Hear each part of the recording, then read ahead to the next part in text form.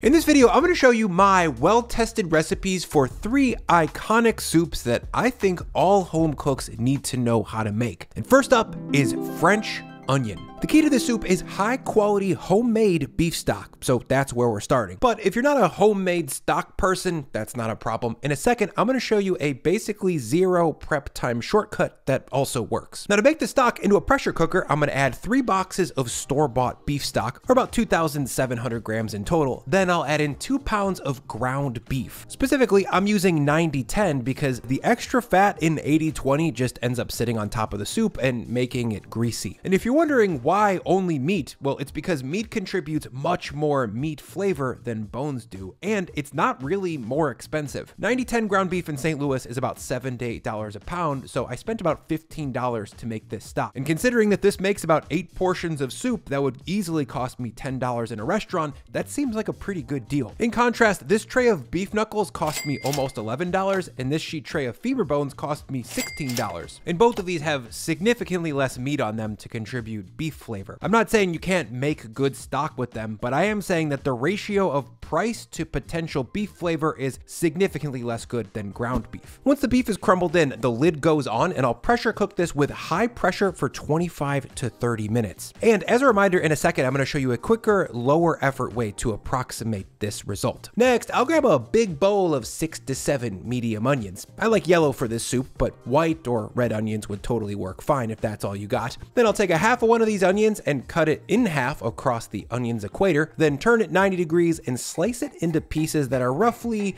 1/8 of an inch thick or about 3 centimeters. I cut the onion across the equator before turning and slicing it because it gives me 1.5 inch strips that after caramelization are going to comfortably fit on a regular sized soup spoon. A lot of other recipes call for you to julienne the whole thing top to bottom, and that leaves you with a long, noodly, mushy onion that's sloppy and just slides right off a spoon. And in total, I need about 2,500 grams of thinly sliced onions. Now to cook this soup, I'm going to drop a whole stick of butter into a large, heavy bottom pot. Then I'll drop in my onions. Next, I'll add in a 1/4 cup of water, then a very generous pinch of salt. Then I'll pop on a lid so that the water can steam down the onions. 5 minutes later, the steam has really done its job. The onions have lost their rigidity and about 20% of their volume. From here, I'm going to cook these over high-ish heat to cook off all of the water, making sure to scrape the bottom if anything is starting to get a little bit grippy. And after about 5 more minutes of doing this, most of the extra moisture is gone and the onions are just starting to take on a little bit of caramelization. At this point, we're going to switch things over to a medium heat. During this first phase of caramelization, there's still enough moisture inside the onions themselves to continuously create a low level of steam that's going to continuously deglaze the browning that builds up on the pot. So I'm stirring pretty much constantly at this point and just watching the color to make sure things don't burn.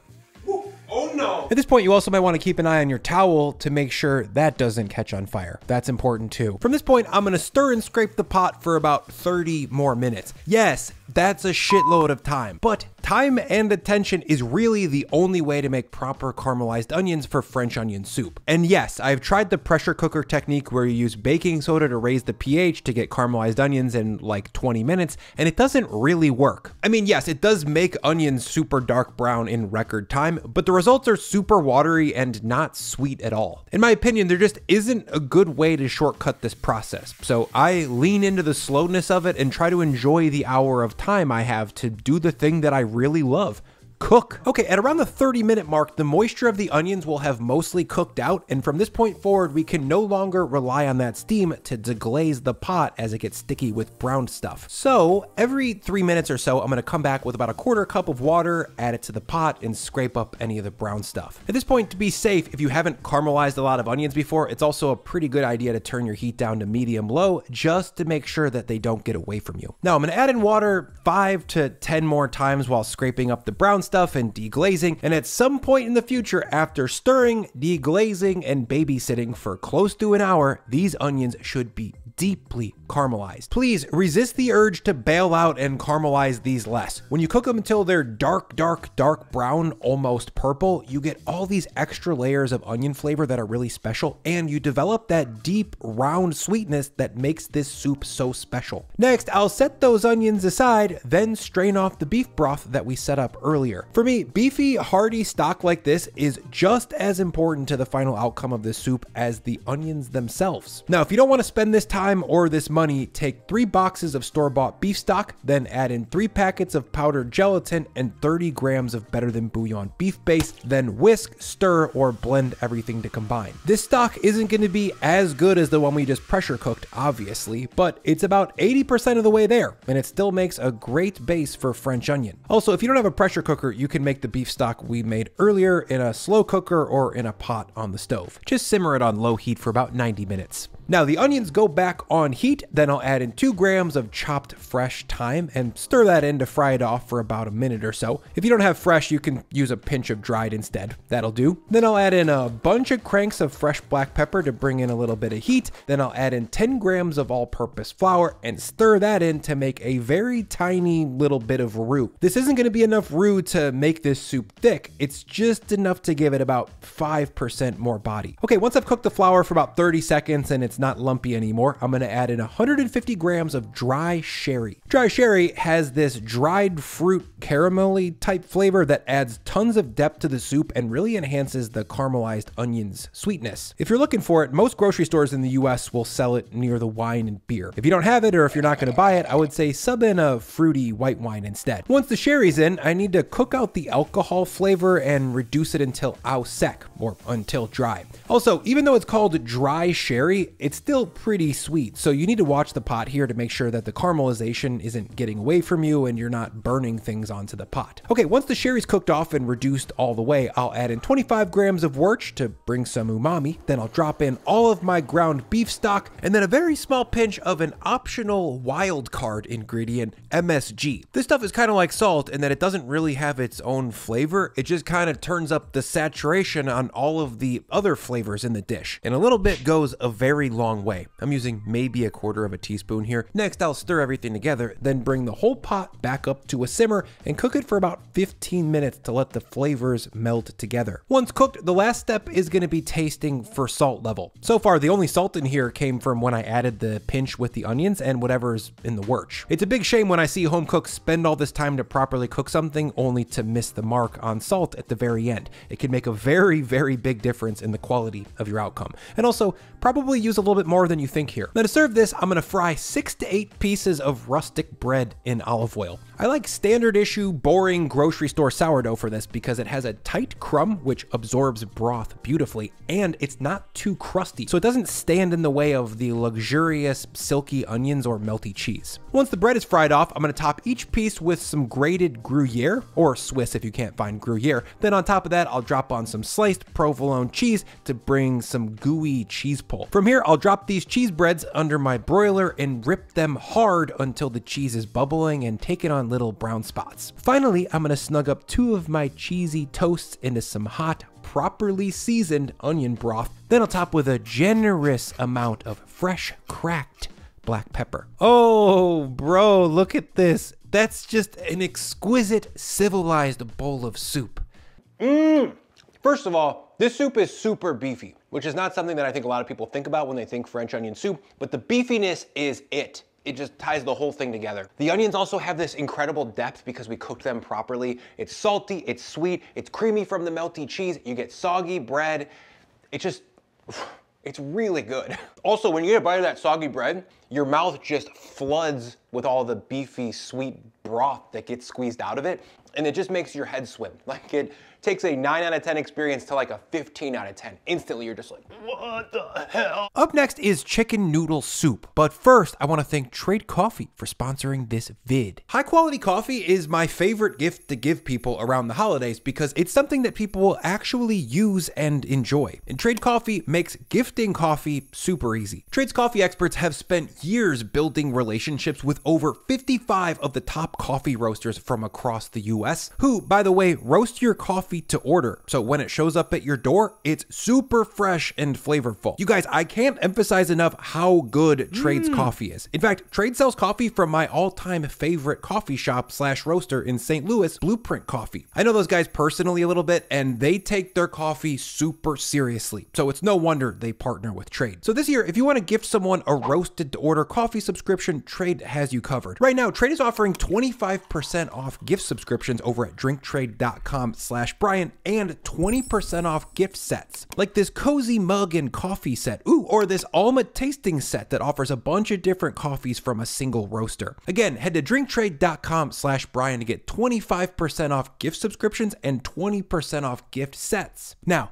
back to the chicken noodle. Just like for the French onion, great chicken noodle soup starts with great tasting broth. So to make the chicken base for this soup, I'll grab 2 chicken products. I've got 1,000 grams of chicken backs and 750 grams of chicken feet. By the way, I got these chicken backs at the butcher shop for about $1.25 per pound, and I got the chicken feet at the International Grocery Store for about $3.50 a pound, I think. If you can't get these products, a simple alternative would be to grab 3 chicken leg quarters and chop them down. I'll just cut at the leg thigh seam here to get a drummy and a thigh. Then I'll cut the thigh in half through the backbone to get 3 total pieces. In a lot of places, actually, leg quarters are going to be cheaper than chicken backs, and they've got a lot more meat on them, so that's going to mean more meat flavor. Next, I'll lay my chicken bones onto a sheet tray, then load it into the oven to roast at 425 for about 25 minutes. Roasting the bones significantly opens up their chicken flavor without making the soup taste dark or overtly roasted. Now, while those cook, I'm going to use the downtime to chop my veg. In total, I'll need 200 grams of leeks or onions, 400 grams of carrots, and 300 grams of celery. And the cut size should be on the small side of a medium dice. This is large enough to have a nice bite, but it's also small enough to fit 4 to 5 pieces of veg onto a soup spoon in one bite. And after a quick 25-minute roast, I'll pull the chicken bones out of the oven, and you can see I didn't take these super dark. This is just enough roast to make them taste more chickeny. Next, the bones go into the pressure cooker, then I'll add on about a cup of water straight onto the sheet tray and scrape up the roasty fondy bits, then drop those into the pot,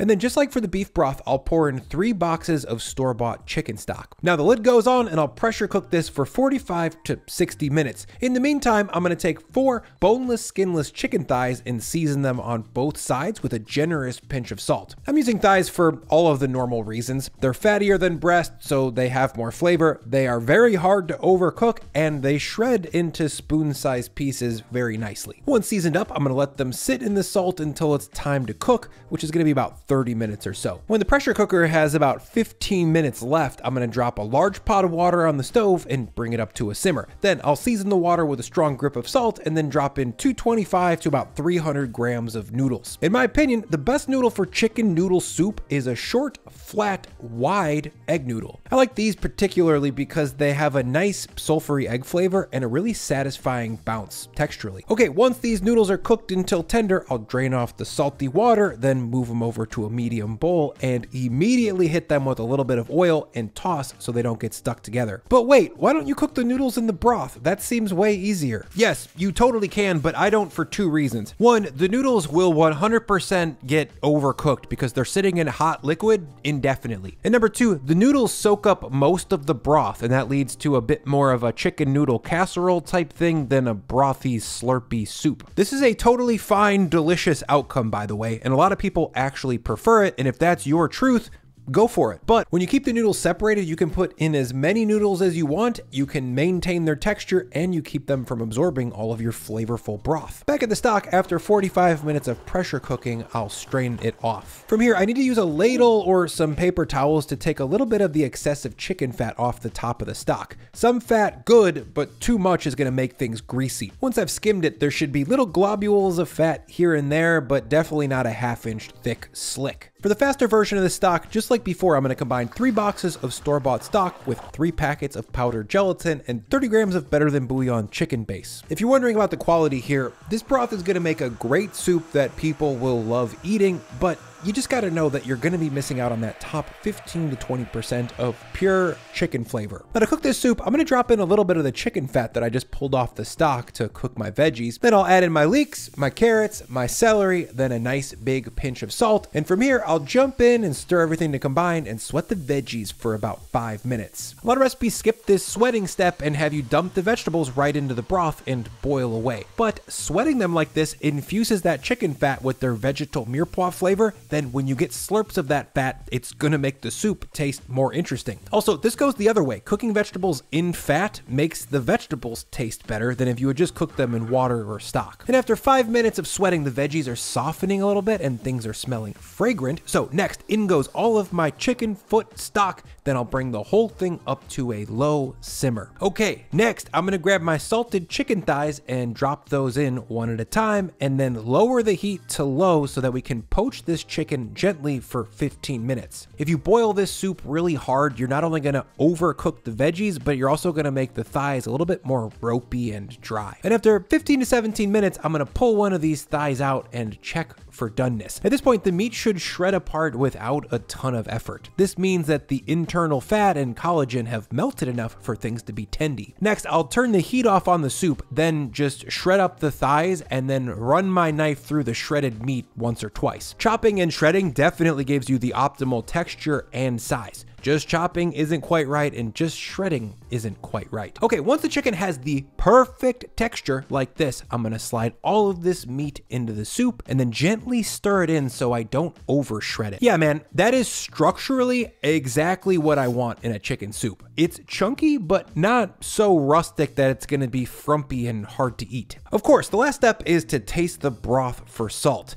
And yeah, this needs at least 2 more strong pinches. Now to serve, I'm gonna pile this into a deep bowl on top of my pre-cooked egg noodles. Then I'll top with a ton of black pepper. And for me, that's the platonic ideal of chicken noodle soup. There's no fanciness, it's just pure unadulterated chicken flavor. Now let's taste it. Dude, I mean, it's just so chicken flavored. Like, I'm laughing because the entire bite from the start to the finish is just chicken. Whether you're sick in bed or feeling good, this soup is just gonna make you feel better than you feel right now. It's so nourishing, like at a soul level, and it just makes you happy. The last soup is broccoli cheddar, which I think is the king of creamy soups. And if you're wondering, yes, that's a homemade bread bowl. To get started into a heavy bottom pot, I'll add 75 grams of olive oil, then 350 grams of diced onion, 125 grams of diced carrot, 125 grams of diced fennel. Hey chef, get that chunky piece of fennel out of there. Oui chef, sorry chef, won't happen again chef. Then 350 grams of medium diced Yukon Gold potatoes, 20 grams of minced garlic, and 400 grams of diced broccoli. To get this stuff cut up into soup spoon friendly pieces, I went around and cut all the florets off the stem of the broccoli. Then I took the big florets, cut them in half, and then cut those halves into 2 or 3 pieces that are just a little bit bigger than ½ of an inch. Lean towards a little bit smaller here than bigger because you just don't want huge pieces of broccoli in the soup. Next, I'll drop in a big old pinch of salt, then stir to combine and sweat the veg and potatoes together for about 6 to 7 minutes to soften them slightly. For the same reasons as the chicken soup, I find that cooking the vegetables in the fat before adding moisture makes the fat taste better and it makes the vegetables taste better. And after about 5 to 7 minutes, things are looking steamy and everything has lost its raw edge. So from here, I'm gonna add in 50 grams of all-purpose flour, or cup for cup gluten-free flour would also work for this soup, or the French onion, by the way. Then I'll stir in the flour until it's lump-free and I've cooked off its raw edge. But keep an eye on the bottom of the pot at this point because the potato and flour starches can start to get a little bit grippy and you don't want anything to burn. Okay, once the raw edge of that flour is cooked off, I'll add in 1,500 grams of store-bought chicken stock, then 250 grams of heavy cream. From here, I'm gonna bring the whole thing up to a bare simmer and cook it over low heat for about 10 to 15 minutes, or however long it takes for the potatoes to become just barely tender. About 12 minutes later, I'll come back and check to see how everything's looking. At this point, I can tell the broccoli and carrots are fully cooked, but I need to either bite or smush a potato to determine its texture. As you can see, this potato smushes, but only after I put a little bit of downward pressure on it. Lean towards slightly more cooked than less, because when we go to puree the potatoes in a second, if they're undercooked, they're gonna make the soup gluey. Next, I'll scoop 4 cups of this soup into a large container, then drop in my immersion blender and spin everything everything until it's smooth. Also, make sure that when you're scooping the stuff, you get a good mix of broth and stuff. If you get too much broth, the soup's gonna end up being a little bit thin, and if you get too much stuff, it's gonna end up being too thick. And after about 60 seconds of spinning, the immersion blender has gotten this nice and smooth. From here, the broccoli puree is gonna go into my creamy potatoes, then I'll just stir to get everything combined. Finally, I'll kill the heat, then add in 225 grams of grated cheddar cheese. By the way, I'm using plain old medium cheddar because super sharp aged stuff can get grainy when it's melted, and I don't really think this soup needs all that extra flavor. Now, I'll just jump in and stir the cheddar to melt. Again, off heat, not because I'm worried about the soup breaking if it simmers, but because melting cheese slowly generally gives you a smoother, creamier texture. Of course, the last step is tasting for salt. Seasoning wise, it's just a little bit short of where it needs to be. So 1 strong pinch of salt should be good enough. Maybe 1.5, and I'll just stir that in. Now we're gonna be dancing, baby. Now, to serve, I'm gonna grab a tiny little loaf of bread that I baked specifically to act as a soup bowl. If you wanna make these for yourself, I'll throw the full recipe down in the description alongside the soup recipes. You should definitely give it a try if you're curious though. The recipe is a little bit on the intermediate side, but it's extremely high payoff. From this point, all that's left to do is to pull out the middle of the loaf and then load it up to the tippy frickin' top with cheesy soup. And that's comfortable looking soup. Oh my gosh. This is like the edible equivalent of putting sweatpants on straight from the dryer. I think the best way to do this is just to actually taste it on bread. So I'm gonna dip the lid in first and then eat that like an animal.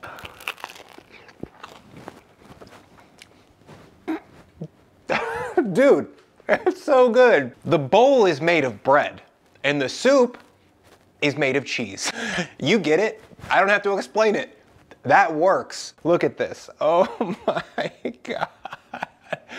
Oh. Give me a Diet Coke and I'm ready to go, baby. Let me know down in the comments which one of these soups you guys plan on making and who you plan on making it for. Also, if you guys want to keep hanging out, I'm going to throw a link on the screen to another video where I teach you guys a bunch of fun techniques and show you some very well-tested recipes.